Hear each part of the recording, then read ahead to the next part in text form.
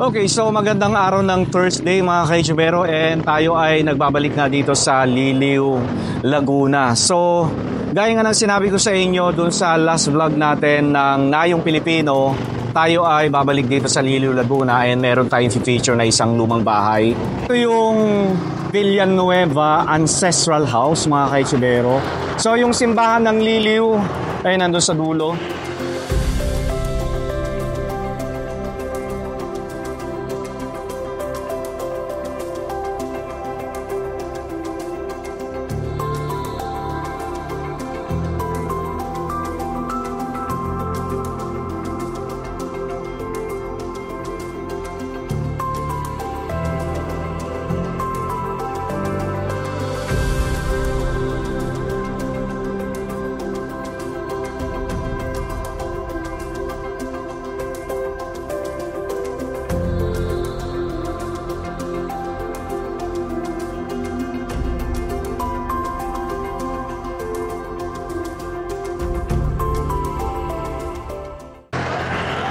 Halika, tawid tayo para makilala natin yung isa sa mga may-ari ng ancestral house na ito. Ayan.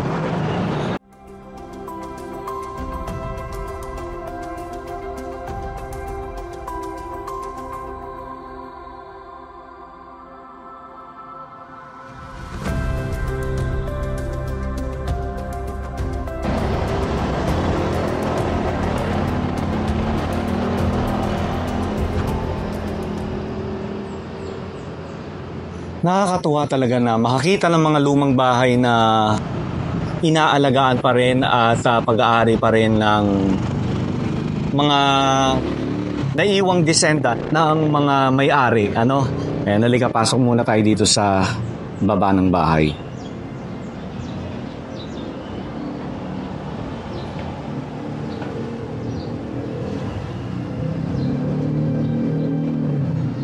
Oh.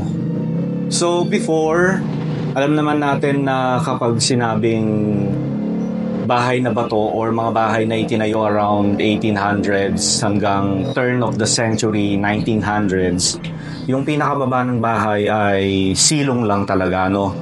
And yung kanilang pinaka main house ay sa taas ng bahay, ano? Pero dito makikita nyo maayos, no?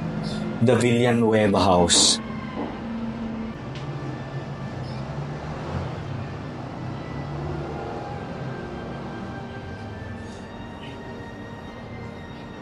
Hello, sir. Hello, good morning. Ayan si Sir Kuku. Ayan, so ito hindi ito permanenteng dito Pinalagay lang ni sir kasi nandito sila sa bahay dahil sa Holy Week. No, sir, no? Nice. So makita nyo yung kahoy, no? Mga original pa rin siya, oh. Okay, so kasama natin ang isa sa mga may-ari na si Sir Kuku. Hello, sir. Hello, good morning. Ayan, good morning po. Sir, kwentuhan nyo kami about sa bahay na ito, kailan itinayo at sino na po yung, ang pang ilang generation na po kayo, sir? Ako, ang alam ko pang 4th generation. Pang 4th na po kayo, sir. So yung lolo nyo po na taga San Pablo, ang pangalan niya ay? Ang lolo ng nanay ko. Lolo ng nanay nyo po. Na taga San Pablo. Opo. Si Aquilino Villanueva. Aquilino Villanueva. Oo. At ang taga dito talaga yung lola namin na si Cristina Collantes. Cristina Collantes. Yes. Siya po yung taga dito sa Liliw talaga, no po? Okay. So mga 1886 ata sila nagpakasal. Opo. So most likely tinayo tong bahay mga ganong opo. time. Opo. Baka late 1880s o 1800s opo. o early 1900s. Opo, oo. Ang may-ari nito ngayon, sir, pang ilang generation na po, sir? Ang pang-apat na generation. Pang-apat na po, sir. Kayo po yun, sir? Ako. Kayo po. Pero mayroon ako kasi yung nanay ko pinaka-bata sa 8 magkakapatid. Opo. Kaming magkakapatid, meron ako mga pamangkin na Mas matanda pa sa akin. Ah, talaga? Kumbaga, meron na ako mga pamangkin sa tuhod. Oh. So may nabubuhay ng mga 7th generation. Yung kasi doon sa mga kapatid ng nanay ko. Apo. 3 silang babae. Opo. Napunta sa kanila Itong bahay. Ah, okay. At na-decide ng 2 kapatid na babae ng nanay ko na walang anak na ibigay sa nanay ko tong bahay. Itong bahay, opo. Kasi ang alam nila na paalagaan ng nanay ko at saka nataliing maayos. Opo. So sir, kailan po ito ni-restore? Kailan nyo siya inayos? Anong taon? Madaming times na kasi itong ni-restore. Okay. So pero itong ilalim ni-restore last year. Oh, last year lang po. Feb. Nag-start kami ng Feb 2023. Opo. So ibig sabihin sir, simula nung itinayo itong bahay nung 1800s, inaayos hanggang umabot sa taong 2024. Kaya parang nag-iba na rin yung itsura ng bahay, sir. Tama po ba? Tama. Before na-restore tong ilalim, medyo na-abandon to for several years. And then, we decided to do something about it. Oh, that's good, sir. Tama po yun. Nag-spearhead yung sister ko na architect. Ah, talaga po. Siya yung nakaisip, siya yung may gustong ayusin tong bahay na to. So ngayon po, sir, ito ay pinapaupa nyo. Itong baba. Tama po ba, sir? Tama. Tapos, sir, yung taas po, ano po yung kwento nyo sa akin kanina, sir? Gusto nyo akit na rin tayo. Sige, akit na rin tayo habang nagkukwento po kayo, sir. Pwedeng may daanan niya paakit. Meron po. Pero mas magandang dumaan doon sa... Dito sa main staircase, ano? Yung nakita natin sa labas. Eto, sir, hagdan na to. Dito na talaga ito? Nung itinayo? Ever since. Original. Nakakatuwa lang na na-maintain yung etong stairs, sir, ano? If papansin nyo, yung height ng house. Oo nga, sir, ang taas, no? As compared to the Oo. Kasi feeling namin, or feeling din ng yung ni-research ng kapatid ko na architect, yung mga taga San Pablo, yung nagkaroon ng mga bahay ng mga gato katataas. Oo. So na-influence siya. Parang ganun, sir, ano? Oo nga, mataas siya, ano? Kasi doon yung mga farmer, yung mga kabayo nila. Opo. Di ba? Nakakatuwa.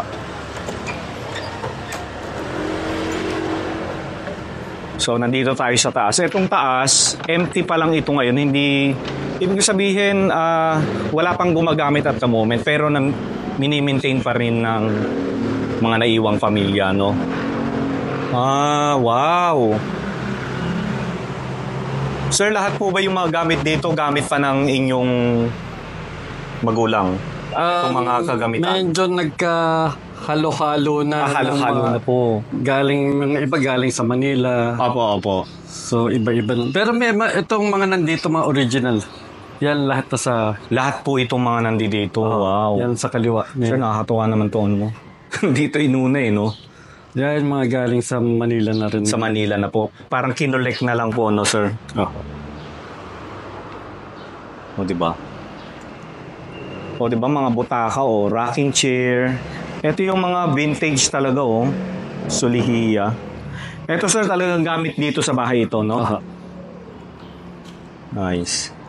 Ito, butaka. Ito, ano na to? Antique na to. Hindi ako nagkakamali. No, sir, ano?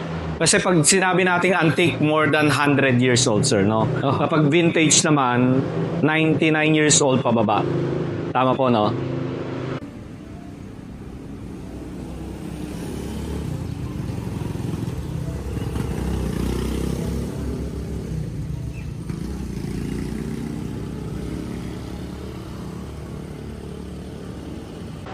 Diba? Buong-buo pa yung window nila, Nice. Nakakatuwa naman dito, sir, ang taas.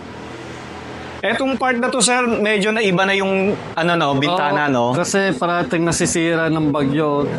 Kasi papunta rito po, no? Uh-huh. Kaya ginawa nyo na lang siyang salamin. Pero balak pa rin na ibalik sa kapis. Sa kapis. Ang hirap maghanap ng ano, sir, ano? Yung mga kaparehong material na, like for example, itong kapis. Mahal na rin. Oo, sir, mahal na. Pero ito, sir, mga dinagdag na lang to, no? Ito, dagdag. Bago na lang. No? Ito, dagdag na rin. Galing sa Manila din. Oo, ito, mga ratan, no? Ratan. Pero ito, sir. Yan, galing Manila din yan. Pero ano to, sir? Antique ba to? Antique na rin ho yan. Oo. Mayroon pa siyang mga bone inlay design. So, corner, parang table siya na maliit na pwede mo i-fold. Tapos yun din, oh. Sir, ito po ba yung mga magulang niyo, sir? Yung mga... Lapit tayo dun, sir. Mga ninuno ni sir. Ito si Lola, isa sa mga nag-alaga sa nanay ko. Kasi yung nanay ko, namatay yung tatay niya nung 1-year-old siya. Kapatid siya ng nanay ko, tumulong siya pag-alaga sa mga kapatid ng nanay ko din. Si Lola Kale. So, siya yung nag-alaga sa mother ni sir. Pero kapatid din siya ng mother ni ma'am. Ng mother niyo, sir, ano? Opo. Ito yung magulang ng nanay ko. Magulang ng nanay. Ito si Sinforoso Sanchez at saka Asuncion Villanueva. So sila po yung mga magulang ng inyong, kumbaga lolo. Nanay. Lolo't lola nyo. Lolo. Tapos ito po, sir. Yan ho si Cristina Collantes, yung lola ng nanay ko. Tapos ito po, lolo. Ito, sa din ho. Siya rin po yun. Okay. Well, actually, yun ang pangasawa dyan, Tagaliliw din. Ni Ma'am Roxy? Oo. Talaga po. Nice po. Sir, familiar ka ba, sir? Anong mga kahoy itong mga, like itong sahig? Itong sahig Nara. Nara na ito. Grabe, no? Ito original. Oo. Dati ho, nung unang panahon, hanggang dito lang yung bahay. Oo. Hanggang dito lang, wala pa yan. Wala pa, extended na yan. Oo. Kailangan nilang bumaba, gamiting hagdan. May hagdan dito dati. Oo. Para sila gumamit ng banyos. Dati meron pang parang, pagkasabi nila, meron pang bridge. Papunta sa CR. Sa banyo. Sa banyo, yes po. Usually ganun nga, sir, no? Mga lumang bahay, no? Yung mga banyo nung araw, sir, wala naman talaga sa bahay, sir, no? Nasa labas talaga, no? Tapos siguro nung mga early 1900s, dinagdag na lang to, no? Nagkaroon sila ng 8 anak. 80s ata. Opo. Doon na ito nagtayo ng sementadong banyo dito sa taas. Mga 1980 siguro. Mga 1980s na, okay. Yun na yung nagkaroon ng bato na banyo. No, sir? Okay, so ito yung banyo dito. Pero naitayo na daw ito mga 1980s. Ayan. Ito, sir, sige po. Pero medyo magulo, pasensya. Okay lang po, sir. I-edit na lang niya. Ito siguro, sir, kwarto. Kasi nung panahon dati, isang kwarto lang o dalawang. Pinagawan nila to, si Cristina Villanueva Collantes. Cristina Villanueva Collantes. Yung lola ng nanay ko. So, ito po aparador niya. Aparador niya. Sir, ano to? Antique to. Tsaka original yung salamin, no? May beveled. Yeah, beveled. Ibig sabihin original yung ano. Malamang kasabay ho ng paggawa ng bahay ho niya. Sa mga 1800s. Mga late 1800s or early 1900s. So usually, sir, yung mga aparador daw talaga nung araw, walang hangiran. Lahat shelf. Nakatupi. No, sir, no? Sir, ano po yung nandun, sir? May isa pang kwarto dyan pero magulo. Magulo na. Dati meron nung hagdanan yan pababa. Doon para makapunta silang... Opo. Hindi ko alam kung ginagamit nila yung malaking hagdanan o dito para pumuntang CR. No? Bato Kadoro. So, yung mga kalyado, original daw, sabi ni sir. Yan, o. Yan mga yan. Ang hirap na rin makahanap ng ganyan. Ang mga galing nga sa Manila ho yan eh. Sa Manila na po ito.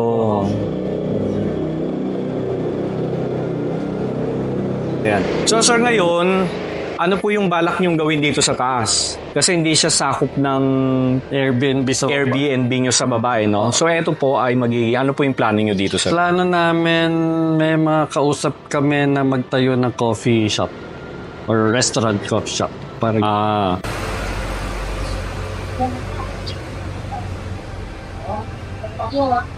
Sa mga magagawi dito sa Liliw, Laguna at nais nyong magbakasyon or overnight at least, so pwede kayong mag-stay dito sa Villanueva Ancestral House. And makikita nyo sila sa Airbnb. Meron itong 3 rooms and the entire unit can accommodate 6 up to 8 guests. At bawat room ay may air-conditioned. May toilet and bath at syempre Wi-Fi. You can only access the ground floor at the moment, the living area, kitchen, kung saan kayo pwede magluto, and meron din itong parking space. So ulitin ko lang napakalapit lamang nito sa simbahan ng Liliw. Tapos itong mismong taas na to, hindi pa ito nagagamit ngayon, pero ang maganda ay mini-maintain pa rin nila, nililinisan parate.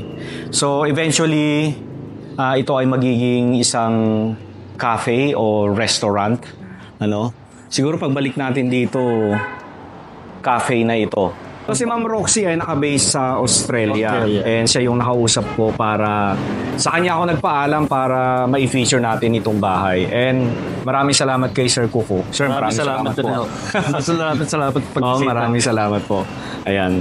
Siyempre nakakatuwa lang na makakita. Ayan, may share ko rin sa inyo yung mga ganitong bahay na inaalagaan pa rin ng mga descendant. And diba, maswerte lang talaga yung mga bahay na ganito, sir, no? Na naaalagaan po talaga. Tama. Ayan. Maraming salamat ulit, sir. Maraming salamat din sa inyo.